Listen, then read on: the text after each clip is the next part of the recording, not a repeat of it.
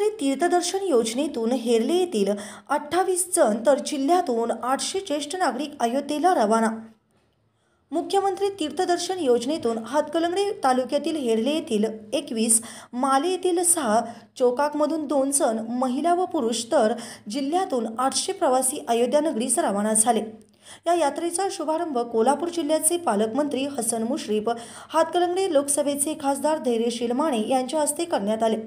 मुख्यमंत्री तीर्थदर्शन योजनेसाठी गेले 15 दिवसापासून फॉर्म भरण्याचे काम सामाजिक कार्यकर्ते सयाजी गायकवाड, दादासो कटकोळे, अशोक कदम, सुरेश कदम यांच्या सहकार्य लाभले। चांगलं न्यूजसाठी हातकणंगले प्रतिनिधी संतोष कोटावळे।